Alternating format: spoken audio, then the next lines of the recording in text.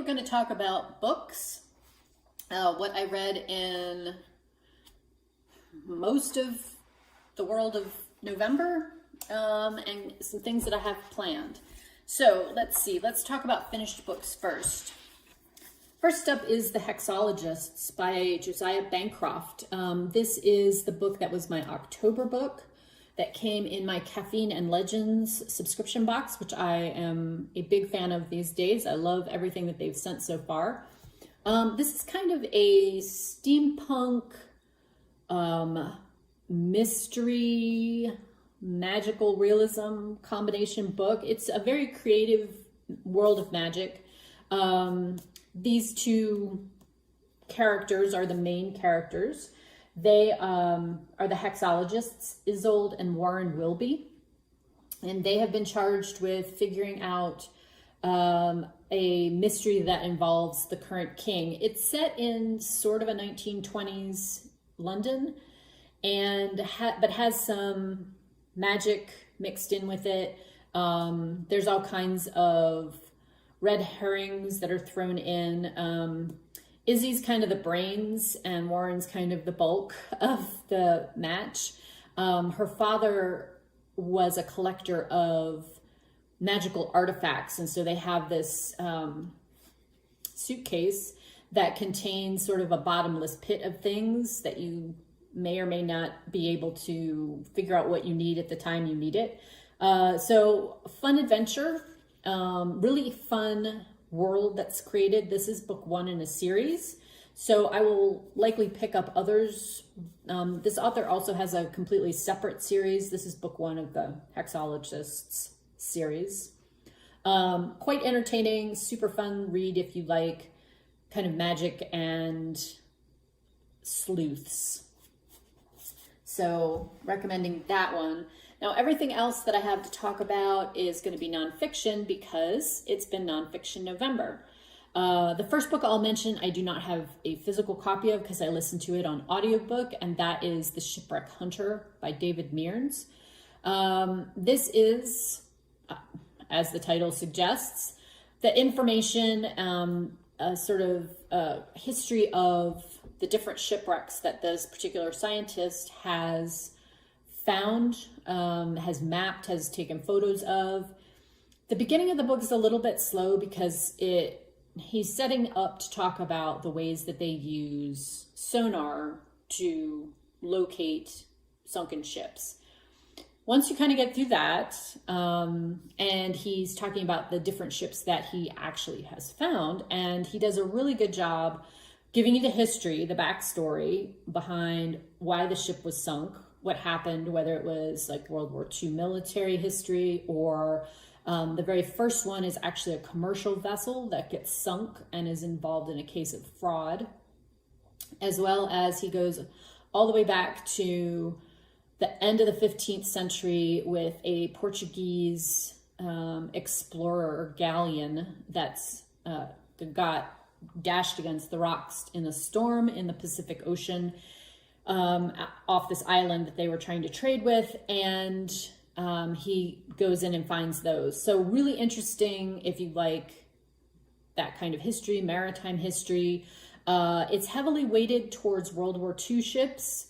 There's a lot of those out there that have not been found or had not been documented very well. So if you like World War II history, there's a lot of good information there. He actually goes outside of sort of the typical Western European theater, and he talks about things that happened off the coast of Australia during the war. So lots of interesting information there. If maritime history or shipwreck finding is of interest, I would highly recommend that one. And I enjoyed the audiobook a lot. The narrator was quite good. Okay, next up, I finished Entangled Life by Merlin Sheldrake, which in and of itself is a fantastic author name, I'm not going to lie to you. So this is the subtitle, How Fungi Make Our Worlds, Change Our Minds, and Shape Our Futures. I really, really wanted to like this book more, and it does have a lot of interesting information about fungi, all kinds of things that I did not know. And so I always appreciate reading a nonfiction book that teaches me things. I got lost a little bit in some of the... I felt like the author had a hard time deciding, was he writing for an audience like me, or was he writing for an audience that kind of is scientists who know as much as he does? There's some parts that are very chatty and easy to follow, and I liked those quite a bit. I mean, I learned a lot from those. But then there's other sections of it that are just riddled with scientific terms, and I got a whole lot less out of that. I also kind of wondered about the point that the author's trying to make. So I agree with him. Based on the information he has presented, fungi are amazing. They're in way more things than we even think of. They're a very understudied class of creatures. They do influence almost everything in our life, from, you know, the bacteria that they build penicillin out of, as well as things like cyclosporin, to basic things like making wine and bread and the active cultures that are in the air. I could probably have lived without knowing that he signed up to take LSD to have like a magic mushroom trip and see if his mind was expanded. I kind of didn't need to know that because it gets really rambly in that part, maybe, as you might guess. But anyway, so kind of a mixed review on this one. Some interesting things that I learned, but not exactly the book I would recommend to everybody. I would like to read more on this subject, so I'm hoping that I can find some other things that might talk a little bit more at the level at which I would like to learn, if that makes any sense. So anyway, Entangled Life, book 2. So I am currently reading 2 books kind of simultaneously, and I'm about halfway through both of them. I don't know that they'll be finished by the end of November, but I'll finish them up in early December. So the first one is Marie Antoinette, The Journey by Antonia Fraser. This is a biography of Marie Antoinette and is very in-depth, starts basically at the time of her birth, gives you lots of good history about what's going on in Europe with the sort of dynastic families. Her mother, Maria Theresa, is the heir to the Holy Roman Empire. So Marie Antoinette's eldest brother, Joseph, becomes the Holy Roman Emperor. Her siblings are, for the most part, all get married off to other European heads of state, princes, and it's a huge family. I think there's 15 kids in it. So as we all know, Marie Antoinette, who's the youngest of the family, gets married off to the Louis, who eventually becomes Louis XVI, and at the time of the French Revolution. The book has gotten, where I am in the book, has gotten us up to the 1770s. So the American Revolution is happening, but the French Revolution has not yet. It's kind of a sad story. Obviously somebody born into a ton of privilege, well-educated, really wanted for nothing growing up. But I think, when you're married at 14 and your entire life is dedicated to being the consort of some king and being the person who produces the heirs, when your husband isn't all that interested in participating in that endeavor, there's a lot of pressure in your life. And you just wonder what would have happened if she hadn't been groomed from the time she was born, basically, to be the wife of somebody. And I know that's a different time and different era, and definitely the role of women in this position of power was different than it is today. But very interesting. Lots of information packed into this book. So reading my way through it, and about halfway through. So it's really, really, really tiny print. Really tiny print. But anyway, good book, well written, well researched. The other book I'm reading is called London and the Autobiography by John Lewis. This is 2,000 years, and it is definitely the back of a galloping horse, where the author has looked at newspaper clippings, diary entries, letters, things that were written as histories that kind of pick out important events during the history of the city of London, as London grew from even pre-Roman times, where it was not London then, but that area, all the way up through the 20th century. And I'm about a little more than a third through, because there's a lot of end notes.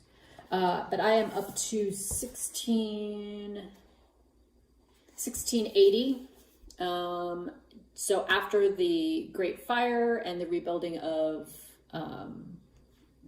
large portions of London, and the architect Christopher Wren, as well as Samuel Pepys' diary. So that's where I am now. There's information on highwaymen. There's information on, obviously, the Royal Palace, different things that happened in London in terms of the political system, the judicial system, and some social history. I'm finding it a little bit disjointed. There's like a couple of paragraphs usually that's taken from somebody's writings, and then the author has added like a contextual history blurb at the end of it to kind of tell you why this document was important, why they included it in this book. But there sometimes is like 100 years that it jumps forward, or sometimes it's just a couple years. So it's just a little bit hard to sort of get a continuity with this. And like I said, this is the back of a galloping horse. You're not getting a ton of information on any one single thing. So I think if you didn't know very much about London's history, this might be a good book to kind of thumb through and say, oh, well, this was an interesting article. I'm going to go read more about this particular time period, or this particular thing that developed, like the development of the London police force, that kind of subtopic. So plugging away at this one as well, but hoping to have those finished relatively early in the month. Next up for my plans, Caffeine and Legends November box included Storm and Sky by Z.S. Diamante, and this is book 1 of the Stone and Sky series. So it has a little bit of like Anne McCaffrey vibe. Is it Anne McCaffrey I'm thinking of? Yeah, like Dragon Riders of Pern, except it's griffins.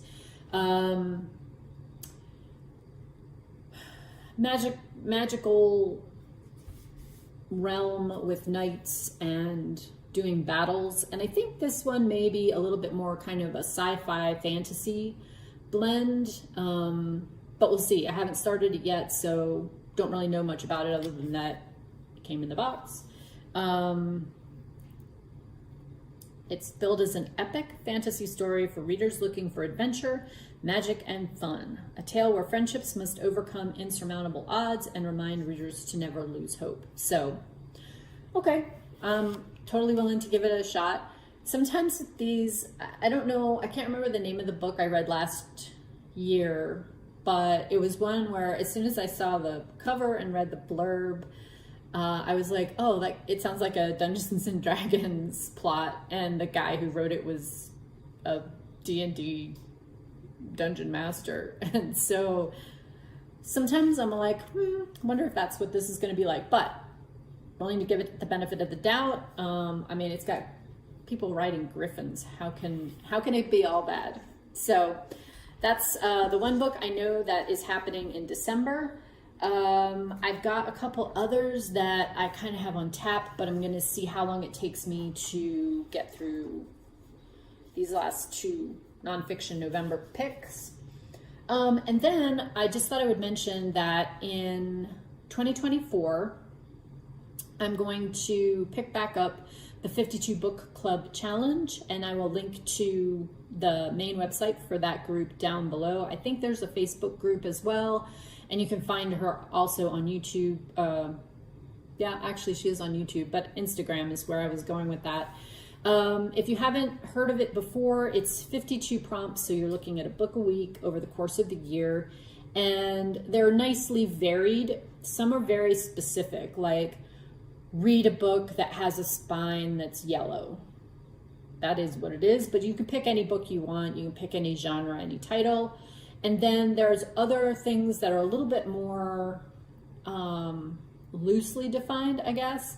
So one of the things, it's actually prompt 2, is for picking a book that's associated with the concept of smell. So some of the suggestions she's included for it are pick a book that has a new book smell or that smells like an old library.